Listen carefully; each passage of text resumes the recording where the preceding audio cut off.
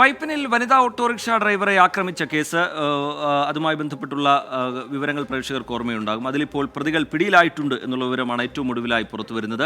മുഖ്യപ്രതി അടക്കം രണ്ടുപേരെയാണ് ഗോവയിൽ നിന്ന് പിടികൂടിയിരിക്കുന്നത്. ശ്യാംകുമാർ ചേരുന്നുണ്ട് വിവരങ്ങളുമായി കൊച്ചിയിൽ നിന്ന്. ശ്യാം, വീട്ടിൽ നിന്ന് തന്നെയുള്ള കൊട്ടേഷൻ എന്നൊക്കെ വിവരങ്ങൾ പുറത്തു വന്നിരുന്നു. എന്താണ് ഇപ്പോൾ ഇതുമായി ബന്ധപ്പെട്ട് ലഭ്യമാകുന്ന വിവരങ്ങൾ?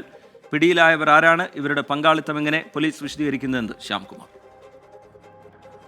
റിജിത്ത് ഓട്ടോ ഡ്രൈവറായിരുന്ന ജയയെ ആക്രമിച്ച കേസിലെ കൊട്ടേഷൻ സംഘത്തിലെ 2 അംഗങ്ങളാണ് പിടിയിലായിരിക്കുന്നത്. ഇവരെ മഹാരാഷ്ട്ര ഗോവ അതിർത്തിയിൽ നിന്നാണ് റൂറൽ പോലീസിലെ പ്രത്യേക സംഘം അറസ്റ്റ് ചെയ്തത്. പോലീസ് ഇവരുടെ ടവർ ലൊക്കേഷൻ കേന്ദ്രീകരിച്ച് അവിടെ എത്തുകയും ഇവരെ കസ്റ്റഡിയിലെടുക്കുകയുമായിരുന്നു. ആ സമയത്ത് ഇവരുടെ കൂടെ ഉണ്ടായിരുന്ന 3 സ്ത്രീകൾ ഉൾപ്പെടെയുള്ളവർ ഓടി രക്ഷപ്പെടുകയും ചെയ്തു. പ്രതികളുമായി പോലീസ് സംഘം അവിടെ നിന്ന് യാത്ര തിരിച്ചിട്ടുണ്ട്. അവർ ഉടൻ തന്നെ കേരളത്തിൽ എത്തുമെന്നുള്ളതാണ് അറിയുന്നത്.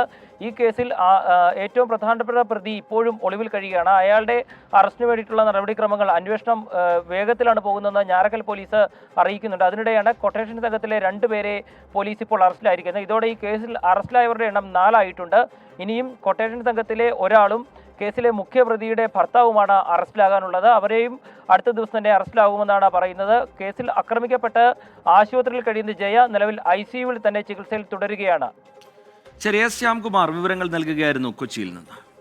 ലോകത്തെവിടെയായാലും ഏത് സമയത്തും 24 വാർത്തകളും ഓഗ്മെന്റഡ് റിയാലിറ്റി പാക്കേജുകളും എക്സ്പ്ലെയിനറുകളും വിശദമായി കാണാൻ ഞങ്ങളുടെ YouTube ചാനൽ നിങ്ങൾക്ക് സബ്സ്ക്രൈബ് ചെയ്യാം.